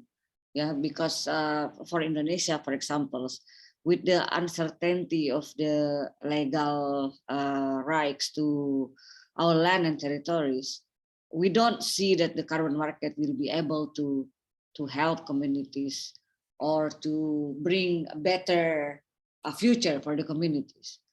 What worries me is that what we see in last COP in Glasgow and the last few months, actually this years, more and more people are focused on talking about carbon market and debating about carbon price and everything. Everyone is talking about it now. Even many donors now heading to that way to find more funds to fund us. So it's a bit worrying. I think if we I don't know, if we support the ideas of selling carbon for our benefits, while our legal tenure rights is not certain yet.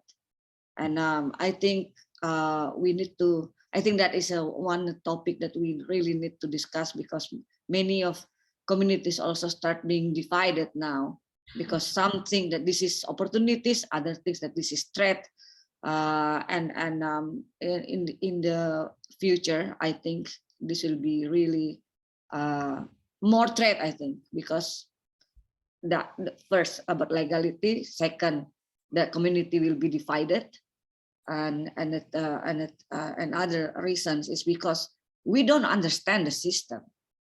This whole market systems going, it's not now knocking on our door, while we don't really know anything about it. I think that is more threat rather than opportunities, and I think that's important to discuss. And I would like to invite some other ideas about this. And Mina, you think it's a threat now because of these three reasons: the legality, the rights are not clear, divides community, and we don't understand it. So what can be the most immediate thing to actually do that there? Because there's this balance between carbon market and the non-market mechanism. I think we have to more focus on finding how do you say, a new pathway rather than following this pathway that created by the market, by the business people. No, some argue that no, we have to do this because this is the one that make this is the one that attract the companies. The companies can change their business because of by using this. Some people argue this one, but I think what we should do is we have to start a discussions where we have to find a new pathway that is different, that can challenge that market-based solutions like carbon market. Because of course we are dealing with market, we sell our products to market, we are involved in market, but not the market like this that directly threaten to the ownership of our territories. Yeah. Thank you. Yeah, thank you, Min. And we'll get back to this. Raymond. Yeah, I just thank you, Mina and Nonette, and all for the wonderful input. Yeah, just to complement Mina's point, and using as a case from Maindombe in DRC, carbon first is an intangible good where community don't really understand, they don't see it. So it's first of all from their own context, their own traditional knowledge and understanding, it is really difficult for them to really, it's not like timber where you can touch it, you feel it. So that is one of the first challenging the concept of carbon market. It's very, very challenging for community. And second, it requires a lot of technical skills to the MRV, the verification to measure this. Require a lot of technical skills that community also needs times to build their capacity on how to be able to manage the technicality, not only the legality, which Mina, but the technical aspect to do the MRV and then also go through the certification process. It requires more time.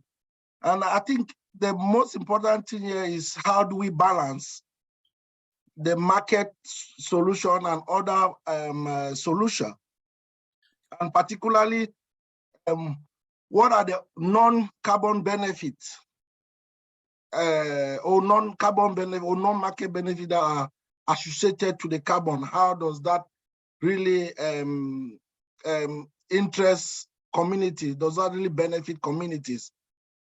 And what are the different incentive mechanism schemes to deliver on those non-carbon benefit, not only the carbon?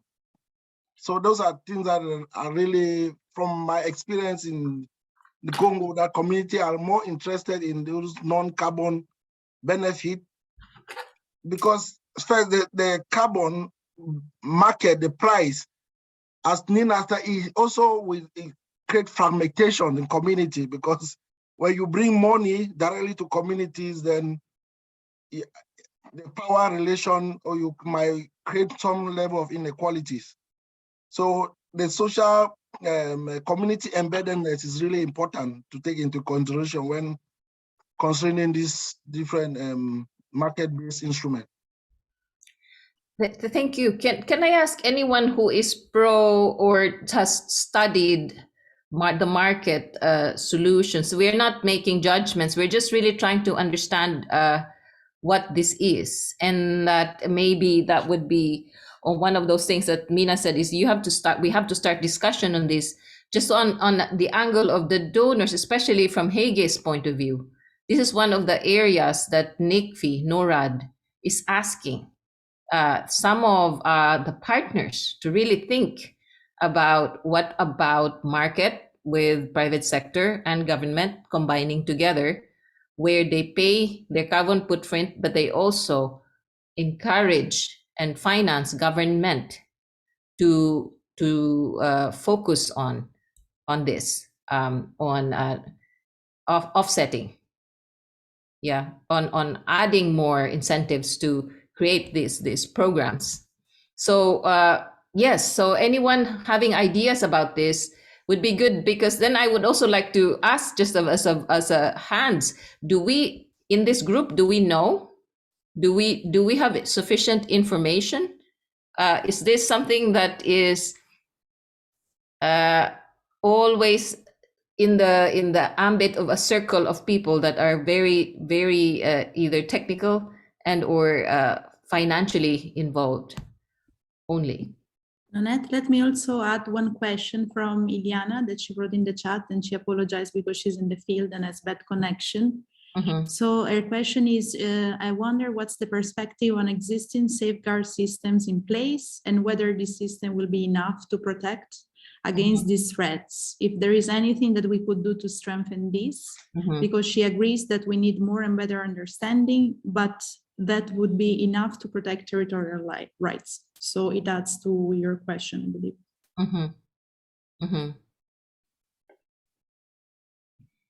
Yeah, and Mina added that in Indonesia, the ownership of carbon is government. So right now we are just facing it, but yeah, Satyam, I can see you. Can you please add? Yes.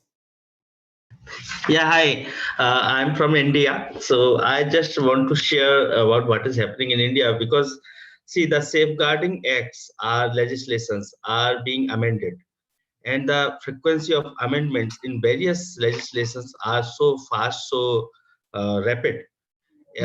In almost in 115 days, in a fortnight, there is a new amendment coming up. So whether it is Biological Diversity Act, while it is Wildlife Protection Act, whether it is Coal, MMDR, Mining, Minerals and Regulation Development Act. So these acts which are actually safeguarding the communities. So FRA, Forest Rights Act in 2006, and there is one Panchayati Raj Extension Act in 1996. So there are few acts, few legislations which were covering and safeguarding the community, especially in terms of the commercial purpose, so equal benefit sharing basis. Now these equal benefit sharing portions are being harmed somehow, and they are revisioning it in a way where the direct commercial entities or industrialists or corporates can go and take the resources. So it is very much rapid. We are doing the policy brief, and we are capacitating our communities also. And today only there was a one session with parliamentarians, Parliament Standing Committee. So we have submitted our understanding and observations, and definitely it is happening. It is happening to absorb the climate financing. So we are just looking forward, and we are foresighting it and envisioning it, that this all are happening to somehow absorb the climate funding, because it is coming by through the governments. So this is the intention, and especially biological diversity and biological resources of the country, sovereign control over that. So they are putting in the forest-based economy is now a big attraction for any corporates, and it is okay, it is fine, we are with this, but there has to first the tenure rights should be secured. This is our negotiation and our discussing with the various stakeholders. So we are okay, and communities are also okay if they got the tenure security. After that, they will be in the deciding power that they can invite. Even they also want to enhance their livelihood. They want to also enhance their in situ livelihood and comprehend with the income and all. But somehow it is the government is taking some other route. So, and this is especially after COP26, we are understanding that the climate funding and all will be attracting, it is attracting the governments and various stakeholders like forest department and all. So this is just to share, because in India it is happening, and I saw less participants are from India, so at least I could share the perspectives. Thank you. Yes, thank you. It's very prominent in many countries now: Nepal, Indonesia, India, and others. Yeah, especially in places where there's opportunity for government. Now, this is the double-edged sword we're talking about, and we at Tenure Facility are looking at this more from the angle of where tenure fits to sustain. Yeah, so tenure, and where there's been emphasis is that before that is being considered as a point of engagement, which already is posing risk. Tenure is more protected if it's first secured. Now, there's another question to this: is that maybe a useful way to secure tenure if the incentive of government is to access that market because of the safeguards? So this is where the discussion is coming up.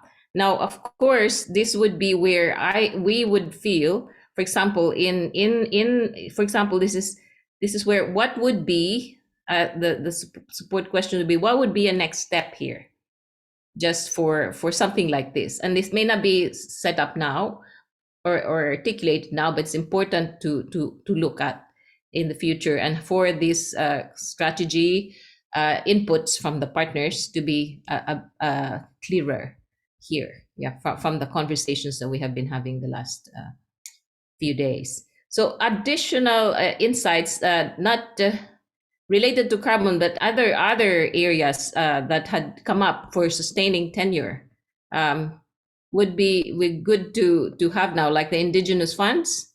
Where are we in our, we have this ideas about ensuring that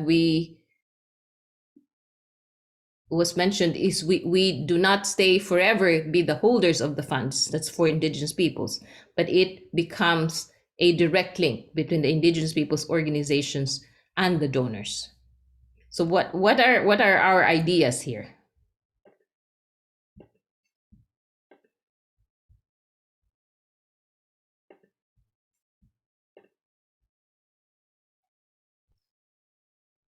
Can I ask Aurelio to share what's going on in Brazil? Sure, Nonette. Thank you. Nonette, there is something interesting here in Brazil, as you know.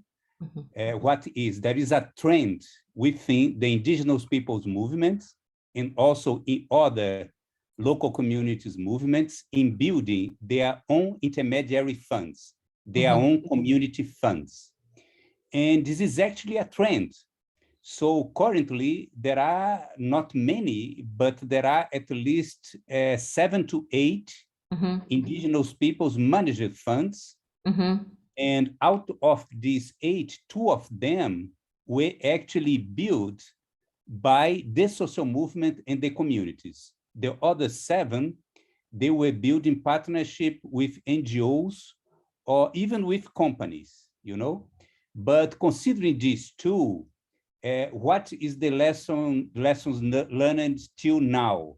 It is basically, it's a very important tool, not only regarding the autonomy of the indigenous peoples, but also in order or to guarantee that the money can be used in a more proper way, I would say, in a more easy way, in a more easier way.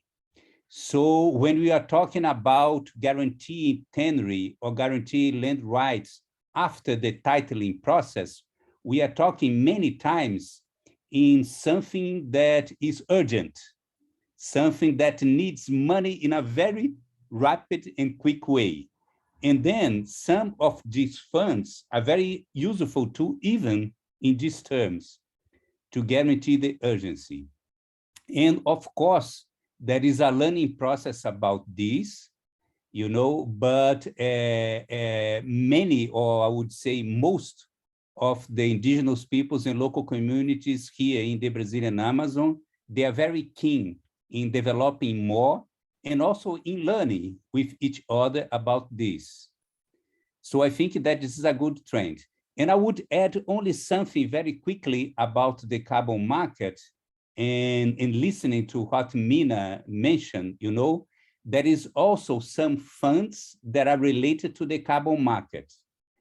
And there is something that worries some of the leaders here. And what is that carbon market would enhance or would provoke inequality amongst different indigenous peoples communities. And why this? Because in some cases, there is a stock of carbon that belongs to a community, and the neighbor community do not have that stock of carbon, you know? And then there is an imbalance regarding the forest and regarding the carbon within indigenous peoples communities. But it's only a quick talk about this. Thanks. Yeah, thank you, Aurelio. This is really, really important. And just as an example, to know that there are 7 to 8 indigenous managed funds, and to know the fact that we can actually now learn from them, and or begin to do this conversation about what are the elements that make it work better, and or whether or not what's the value of a social movement generated one and an NGO generated one also. Because yes, because both would be serving the purpose, because there's so many that are not reached. But then what are the elements, and how in what ways can we contribute to what we're doing now and learning to enhance that, ensure that we share these systems as fast as we can, so we can advance it. So that's one. And the second is on the carbon market. I also noticed here, Don mentioned, Don Roberts, one of our board members, whether it's the lack of understanding of the carbon markets, and that does it make sense for us to host a deep dive on this question of carbon markets. That would be one thing that I would like to post here, for example, as one I would consider as a recommendation or a finding, and then we can internally look at how that can be promoted or planned. And the other bit of this is the equity question. When you happen to be in an area that doesn't have forests, doesn't have carbon stock, versus other places that have. So thank you for that. It's really good to pick this up, these nuanced questions that are really full of what would look like if we don't watch for them. We would not be prepared to deal with them. We watch out for them. Thank you, Nonette. Thank you, Jean. We have to wrap up because in 20 seconds, the other ones will be here. Thank you, everyone, for the contributions. Thank you so much, everyone. Yeah, it's been very good talking with you.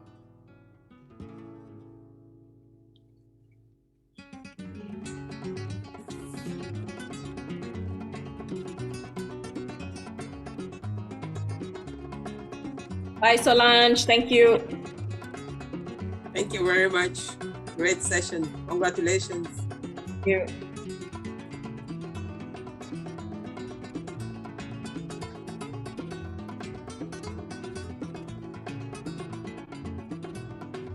Okay, welcome back.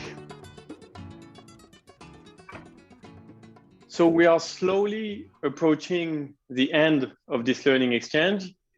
And of course, that's the time where you ask yourself, how useful has it been? And the success of this kind of forum is not only about how good the conversations have been, but it is mostly, I should say, about what we are all going to do with it. What are we going to do with what we learned, with the connections we made during those 4 sessions together? So whether you're a partner, a donor, a government representative, or a staff of the tenure facility, what are you personally taking away from these sessions? And how will what you're taking away change how you approach your work, how you will approach your work in the coming days, weeks, and months? And that's not an easy question. And if we don't take time to sit and ask ourselves those questions, we're at risk of rushing back into the daily grind, rushing back into the project, and not fully harnessing the potential of everything we discussed. So while we are still together, we would like to take maybe 3 minutes quiet by ourselves to reflect on those 2 questions. What are you personally taking away from those 4 sessions? And how will it change the way you do things in the coming days, weeks, and months? So this is a personal exercise. Grab a piece of paper, a notebook, anything, and have a think about that.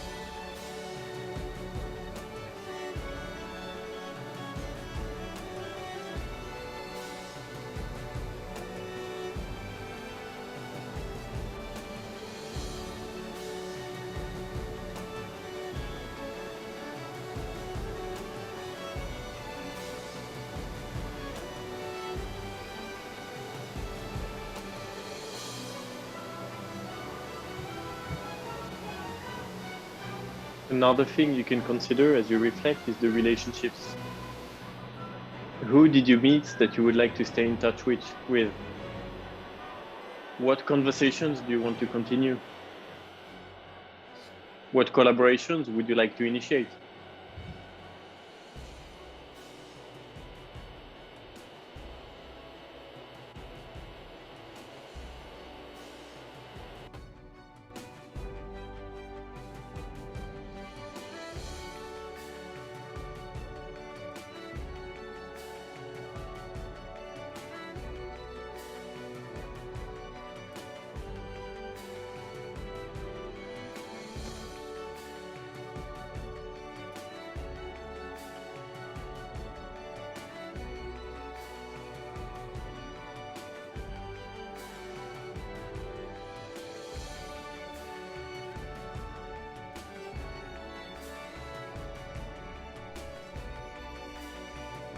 One more minute.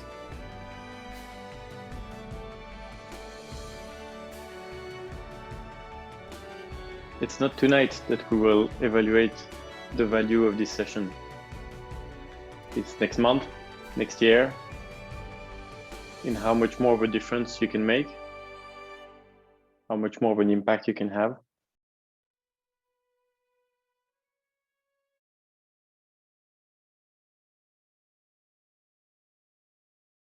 Okay. So, of course, all of these are very personal. They are your personal takeaways. Feel free, if you wish, to share some of that in the chat. If you would like everyone else to know what you're taking away or what you're planning on doing with what you're taking away, but you really don't have to, because this is a very personal takeaway. Now, again, before we conclude, I'm very curious about one thing. I am acutely aware that we are all connecting to this forum from all over the world, from the most eastern point to the most western point. I'm conscious that we are all connecting at different times, so we are in very different energies. Where I sit, it is midnight, but for some of you, it is still 7 a.m., 8 a.m. So we are all in very different energy, and yet we have all been through the same experience. For the 4 sessions, we have been through the same conversations, the same debate. We've talked about the same topics. And I'm wondering one thing: how do we all feel now from wherever we are in the world? And I thought it would be nice, before we part ways, to do a temperature check on how we all feel. So we're going to use, it's going to take us 1 minute.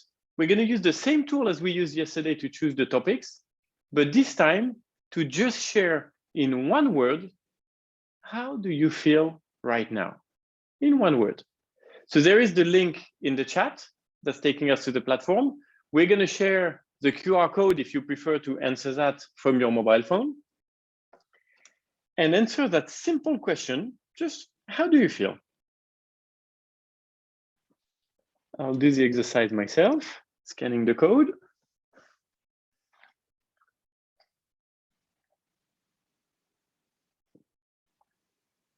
And in a few seconds on the screen, we're going to see in real time the panel of emotions that we're feeling across the room.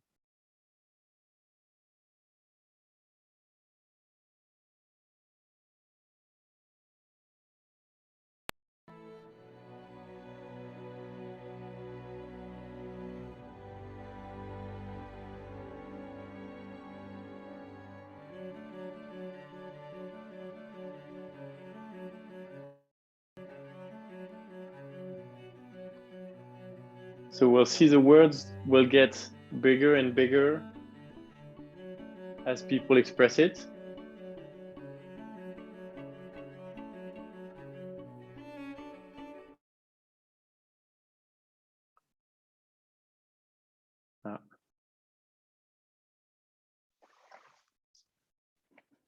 Of course, occasionally we have some technical glitches, but you can still continue voting. We will get back in a second on,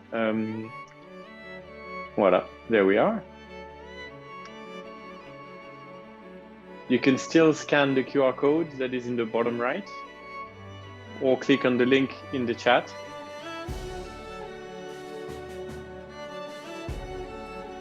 We can see motivado y motivated, so the word should probably be a little bit bigger.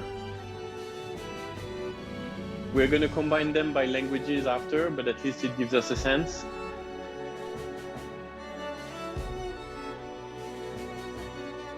Curious, hopeful.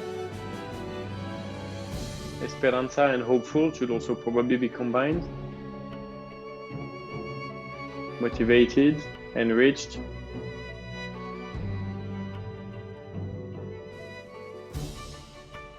This is beautiful to see all this coming up in real time, because the merit of the digital events like this one is that so many people can connect much easier than meeting face to face.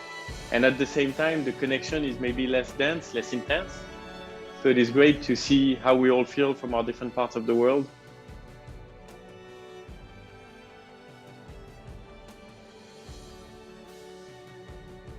Gratefulness seems to be dominating. Inspired, energized, hopeful, motivated.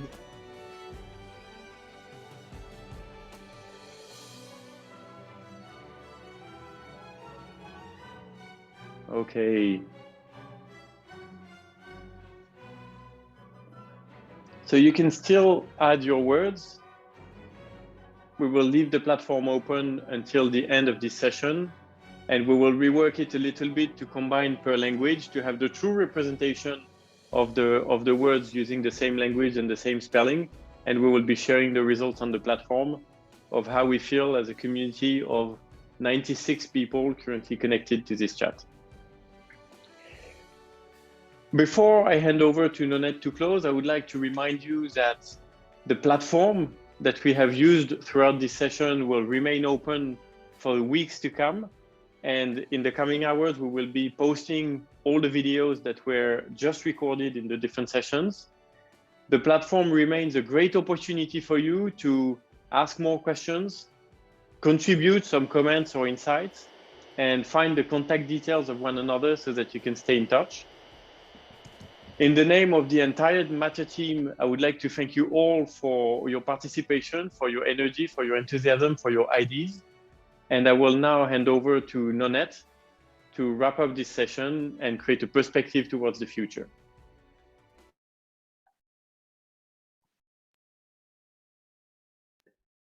Thank you. Thank you very much.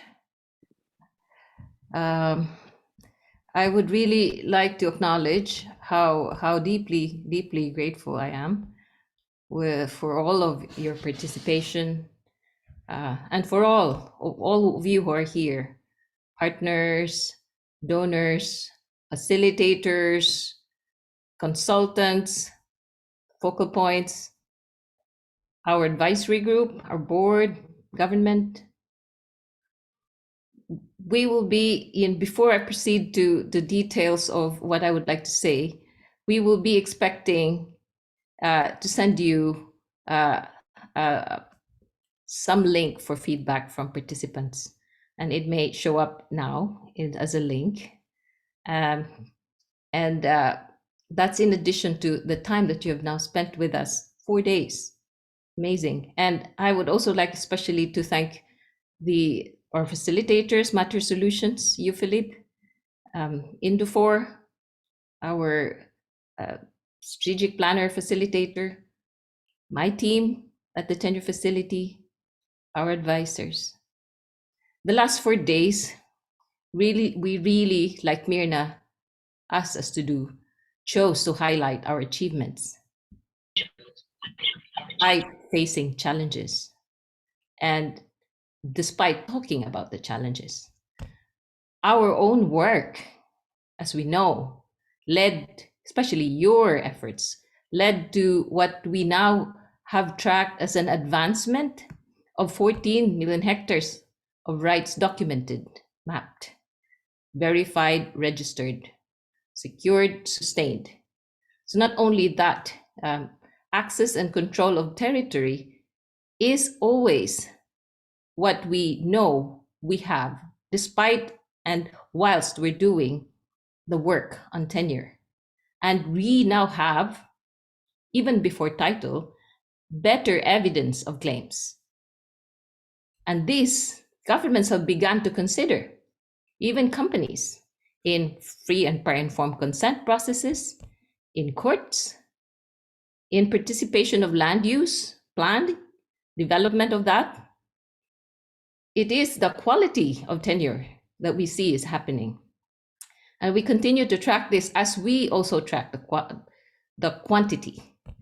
So at this moment, we know we will continue to be learning every day, every moment, together with you, together with our donors and government partners. And in fact, from that angle, we are learning a lot through dialogue, through understanding of needs, their concerns, and our Indigenous peoples partners, your needs and your concerns. And we value this highly in what really is providing meaning to genuine and true collaboration and learning together. being very open to what doesn't work and what our mistakes are. And for those we apologize. And for what works, for those we celebrate. So moving forward, securing, sustaining rights is a long, circular, repetitive process and not linear. And it's risky and it's sad, but it's also colorful and joyful. And I have enjoyed the slides and the presentations and the pictures that you all have shared and presented, and they're in the platform. A lot of people are looking at them, appreciating them, even those that are not here. So moving forward, you signaled a lot to us.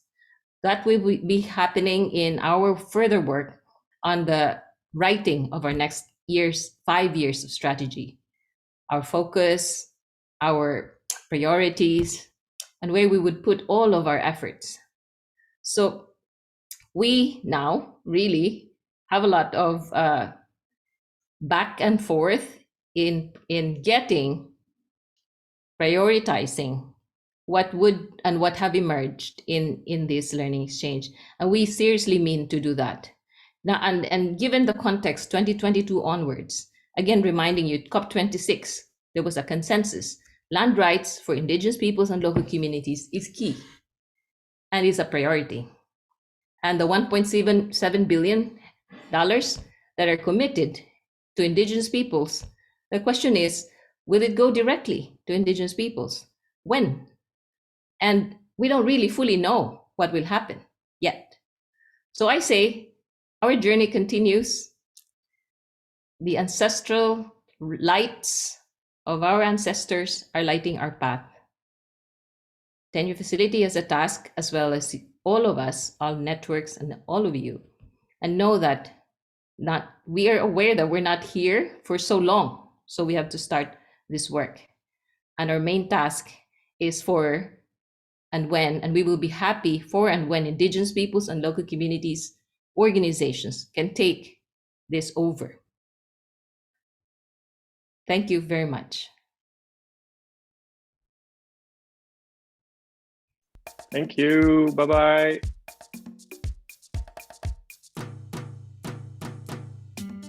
Thank you, everyone. Bye.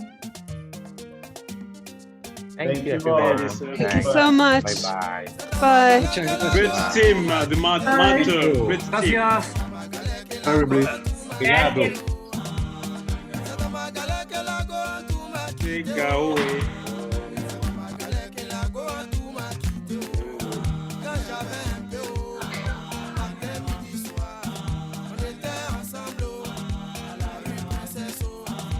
Bye. Thank you, everyone. And don't forget the feedback link in the chat. Thank you, Philip, for everything. My pleasure. Thank you, Alisa. Thank you, Eliana. Great team. All. Thank you, Eric. Thank you. Yeah, bye-bye. Bye. Put this nice music and people will stay, Now it's okay. Now there's no pressure to go to the next activity or what, so we can enjoy the music. Yeah.